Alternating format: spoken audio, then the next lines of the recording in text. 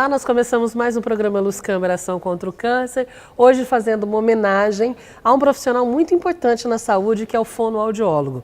No dia 9 de dezembro, a gente comemora o dia do fonoaudiólogo, então hoje a gente vai falar um pouquinho sobre essa área que existe também no Hospital de Câncer de Barretos.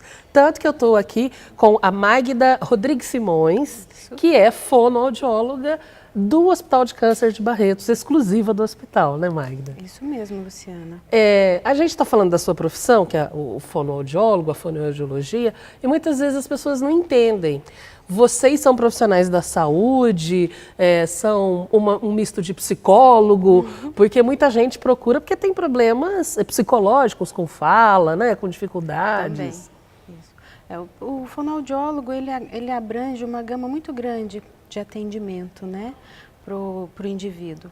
Então, a gente abraça esse indivíduo desde quando ele nasce, né, que são os neonatais, na fase da infância, do adolescente, adulto e também na velhice. Então, algumas alterações de fala, de comunicação, né, de audição, né, de voz, né, ou até mesmo no ato de deglutir, que envolva essas fases da vida do indivíduo, a gente pode estar atuando.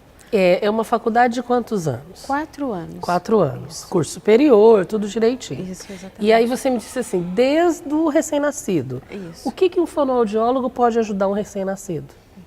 Quando os prematuros, por exemplo, né, já nascem talvez com uma dificuldade de sucção, né, uma dificuldade motora de sucção.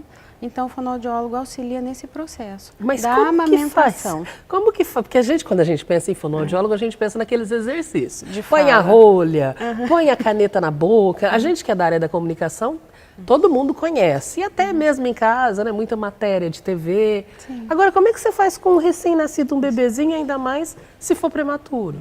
São massagens, né, extra e intraoral, né, massagem mesmo com a mão, né, estimulação do ponto de deglutição, estimulação para a criança perceber a localização que ele tem que fazer a sucção, não é?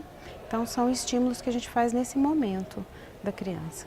Aí nós temos as crianças, quando começam a falar, apresentam alguma dificuldade, também lá vamos nós para fono, né? Exatamente. A criança tem uma fase que ela já adquire os fonemas, que são os sons da fala, até os 5 anos, 5 anos e meio, isso já está completo, né? Então, eles, antes dessa idade, eles trocam um pouquinho na fala. Gaguejam. É natural. Isso, eles gaguejam. A gente acha bonitinho quando troca. É uma disfluência natural, essa gagueira, né? Na verdade, não é uma gagueira, é uma disfluência que ela vem, ela aparece, mas depois ela vai embora naturalmente. Tem as trocas na fala, que você falou, é bonitinho, mas até uma certa idade. Depois dos seus 5 anos e meio, vamos colocar aí, esses sons, né, até os 5 anos e meio, a fala tem que estar completa. Não pode ter distorção, nem troca nos sons. Né? Que isso muitas vezes vai interferir no seu cotidiano, na vida, no seu social, na escola, né, no aprendizado. Isso pode trazer problema também. E muitas vezes só a avaliação do fonoaudiólogo já acalma os pais e às vezes a ansiedade dos pais é que está fazendo com que aquela criança tenha aquele comportamento, né? Também, muitas vezes pode acontecer isso, mas a avaliação ela é primordial para tirar essa aflição dos pais e poder orientar, né? Que também é uma forma nossa de poder ajudar, de auxiliar essas crianças, essas famílias. Avaliação e orientação e, se necessário, entrar já num processo terapêutico aí, de reabilitação. E aí, quando a gente fala em processo terapêutico, a gente lembra dos adultos, Sim. que muitas vezes frequentam uma clínica de um fono, só para melhorar ou a qualidade vocal ou a respiração mesmo, né? Isso. À noite, a forma de comer. Quer dizer, alguma distorçãozinha que esteja interferindo na sua vida. Isso. A gente tem aí quantas possibilidades de problemas que o fonoaudiólogo pode atuar e melhorar a qualidade de vida da pessoa. Pensando desde a sua comunicação, seja ela verbal ou não, né? Nas suas dificuldades de voz, com a questão de ser rouco, de estar com uma fala com uma articulação muito travada, com uma dificuldade de fala grande. Com os adultos, que você relembrou agora, a questão de pessoas que sofreram um acidente vascular cerebral, que nós chamamos de AVC, ou um derrame. Isso vai interferir no seu jeito de pensar e falar, que é a linguagem, na sua forma de verbalizar, de oralizar isso. E também uma dificuldade muito comum que acontece são as dificuldades de engolir, né? Que é o ato de você captar o alimento pela boca, mastigar e engolir. Esse processo estando alterado, o fonoaudiólogo pode auxiliar também.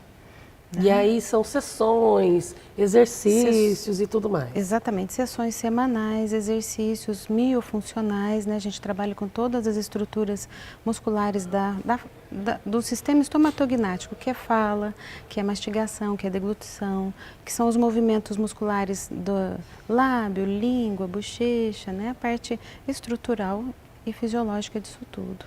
E o Brasil está cada vez mais envelhecendo. Exatamente. Aí você tem uma outra gama, que é quem já está perdendo isso, né? Teve isso a vida inteira, essa agilidade, essa capacidade de falar normalmente, de engolir, de mastigar, tudo aí que você falou, esse sistema, como é que é o nome mesmo? Que eu gostei desse nome. Sistema estomatognático, que envolve tudo isso. Que nome lindo. Eu não vou decorar, mas é bonito.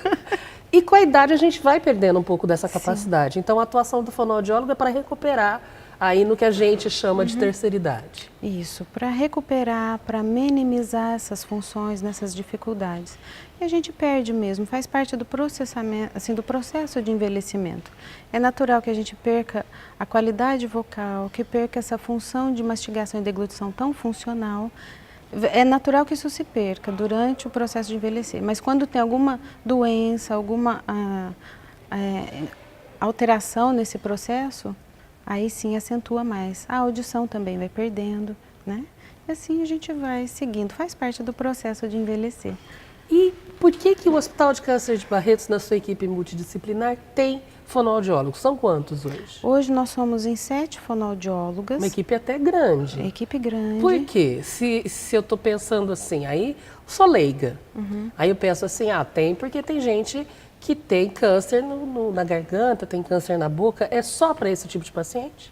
Não, não. Nós abrangemos uma gama muito grande de pacientes, não só da cabeça e pescoço, mas os pacientes que vêm da neurologia, das outras especialidades do hospital, dos profissionais, mas que trazem essas alterações para falar, para engolir e para respirar. Quer dizer, tudo isso que a gente falou de qualquer tipo de alteração, às vezes vem em decorrência de um tratamento de câncer, seja esse câncer onde for. Isso. Muitas vezes, voltado para a cabeça e pescoço, os pacientes seguem sendo tratamento no pós-cirúrgico, né? Muitas vezes com radioterapia, quimioterapia, né? O próprio processo cirúrgico também altera essas funções, né? Então o fonoaudiólogo pode auxiliar ajustando as funções de fala, de deglutição e de reabilitar também esse processo todo. Quando a gente fala em quimio e rádio, a gente imagina, e a gente vê isso, né? O tratamento ele é agressivo. Para matar a célula que está com problema, muitas vezes altera uma série de sintomas colaterais, né? Cada vez mais menores, mas ainda existem. Sim. E aí, independente de onde esteja o câncer, a coisa de secar, muita gente reclama, né, que a salivação altera completamente. Completamente. Né? A radioterapia na região do cabeça e pescoço, né, ela traz alterações que a gente chama de xerostomia, que é a diminuição da saliva, muitas vezes diminuição e ausência. Isso atrapalha para mastigar e para engolir, né? Existe a odinofagia, que é a dor durante o processo de deglutição. Mas o fono pode ajudar nisso, até mesmo sem medicação? Não, existem as medicações, mas a gente pode alterar a forma dele se alimentar. Nós vamos dar estratégias de facilitar a deglutição dele em relação à consistência alimentar, vai mudar. Às vezes não consegue comer o que é sólido, vamos deixar essa consistência pastosa. E algumas manobras na hora de engolir que facilite para ele. Ele vai reaprender a comer? Isso, ele vai reaprender a comer. Isso pode ser passageiro ou isso pode ser permanente? Depende do caso? Depende do caso, é passageiro. Em alguns casos é permanente e a gente ajusta essa função de mastigar e de deglutir. Talvez não vá comer como comia antes, ou engolir como engolia antes, ou falar como falava antes, mas a gente consegue ajustar essas funções e devolver para o paciente, né, o prazer de se alimentar novamente, de sociabilizar, de poder voltar a conversar, a falar. Mas aí esse acompanhamento, me corrija se eu estiver errado, esse acompanhamento do fono, ele vai muito além daquele período de tratamento, então. Sim. Porque ele tem período de tratamento, quando ele recebe alta, ele às vezes tem que continuar fazendo as sessões de fono. Sim, é de médio a longo prazo e ele mantém. Porque é qualidade de vida, né? Qualidade de vida. A gente está comemorando aí o mês em que tem o dia 9 de dezembro, né? Especialmente voltado a essa profissão, como todas as profissões têm que ser o dia para a gente lembrar da importância da profissão. E você falando, a impressão que a gente tem é que o fono está muito ligado à qualidade de vida mesmo, né? Sim, muito, muito, desde sempre, né? A nossa preocupação é sempre essa, a gente é um facilitador da comunicação humana, né? Então a gente preocupa com a questão da qualidade de vida, do sentido que isso tudo tem para a vida dele, porque muitas vezes a gente modifica. É modificado o ato de falar e o ato de deglutir e devolver isso para eles de uma forma mais prazerosa. Faz parte da minha personalidade, a forma como eu me comunico com o mundo. Isso. Né? Você está mexendo também com o resgate do que eu sou. Exatamente. Né? A gente está mexendo com o resgate e é aquilo que é inerente do ser humano, né? É o ato de se comunicar e o ato de se alimentar, de sobrevivência. E a gente mexe com esses dois aspectos, né? Então, a gente trabalha sempre com essa questão da qualidade de vida, do ressignificar essas funções para eles também. Que bonito, Magda. Parabéns. Obrigada. Parabéns pelo dia do fono, parabéns pelo trabalho desenvolvido no Hospital de Câncer, tá Muito bom? obrigada pelo convite. E o slogan da fonoaudiologia, do Conselho Federal de Fono, é Fonoaudiologia para Todos. Eu gosto muito desse slogan. Bonito mesmo. Né? E dia 9 está aí, a gente comemora 35 anos de profissão. Parabéns aos fonoaudiólogos, tá? E que a gente continue nessa vasta profissão. E o programa está sempre à disposição, tá bom? Obrigada pelo convite. Parabéns a todos os fonoaudiólogos que estão nos assistindo, a você que talvez tenha despertado aí, prestou Enem recentemente, vai prestar ano que vem, tenha despertado interesse pela área, outras informações, não só sobre o trabalho dos fonos no Hospital de Câncer de Barretos, mas também sobre o trabalho todo multidisciplinar que existe no hospital, você encontra no hcancerbarretos.com.br. A gente se vê no próximo programa, até lá.